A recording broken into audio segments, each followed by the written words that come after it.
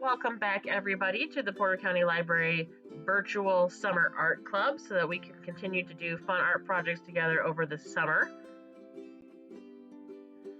In case you don't remember, my name is Miss Amanda. I'm one of the youth librarians from the Portage and South Haven branch of the library. And today's art project is something called land art. It's also known as earth art. This is an artistic movement that you're actually going to see around quite a bit. It's where people gather things like sticks and rocks, things you would find in nature, and they sort of create art with those things. Art that you can leave outside for other people to find, because it's not trash or it's not something man-made. It's something that's natural, that's going to be there anyway, whether you make art out of it or not. So the supplies that you're going to need to do this is really anything from nature that you can find. It could be things like sticks, rocks, leaves, flowers, pine cones, bark, seeds. It's really up to you what you choose to use for your art project. I don't have a video to show you. I'm just going to show you some pictures that I found online that I thought were really cool land art projects to give you some ideas about what you might like to do. A very common type of land art is to make a picture, like a picture of a person or even a picture of yourself. This person used dandelions and dandelion stems to make a picture of a girl. And here's another picture that somebody used leaves, and it looks like maybe some moss and sticks, and even some rocks to make a fun picture. And this is like a self-portrait picture. There's other ways you can do land art. You can do pictures of things. This, actually, they used the sticks to make it kind of look like a frame, I think, and they put a little tree inside of it. Here's a heart that they filled in with lots of different kinds of things. And here's a little snail somebody made. I've also seen a lot of pictures of turtles. Everybody seems to really like turtles when it comes to land art. Another common thing that you find is a mandala. A mandala is like sort of a repeating round, it's a round shape with kind of a repeating pattern in it. This one looks like it's made out of some flowers and some dandelion leaves.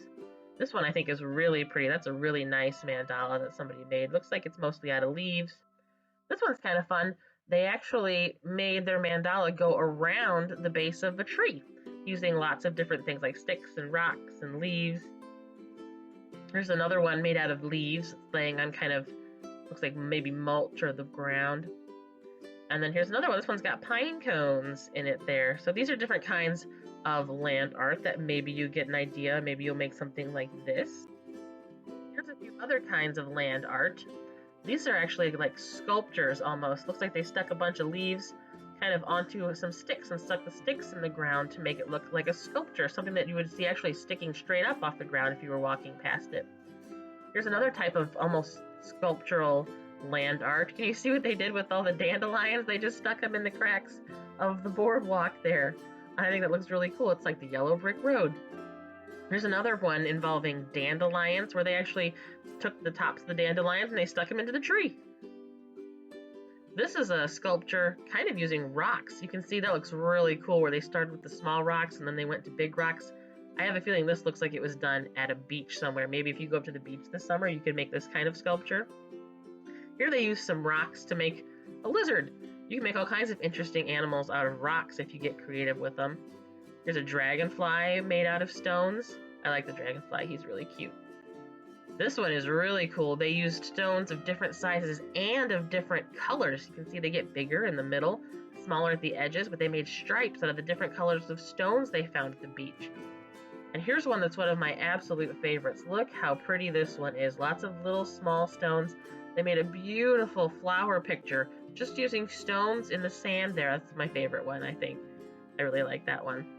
This is a different kind of sculpture land art where they made kind of a sculpture with sticks, but it really looks cool because of the shadow that it makes. Maybe you could make something that kind of makes a really interesting shadow when the sun is shining on it. That would be a fun way to make a land art sculpture. And this one is also really, really cool. It almost looks like this tree is glowing, but what this artist did was put different colored leaves around the bottom of the tree with bright yellow leaves up against the tree trunk. And then they got darker as they moved out, and it almost looks like the tree is glowing as it's coming out of the ground.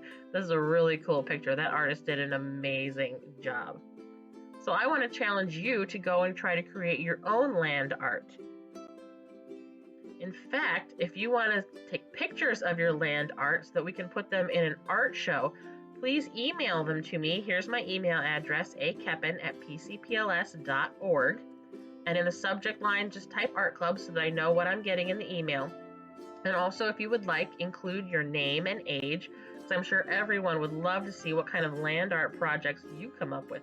If you're looking for more ideas about land art, definitely Google it online because you will find a ton of really awesome pictures on Google. Have a great day, guys. Stay tuned for more art clubs in the future. Bye.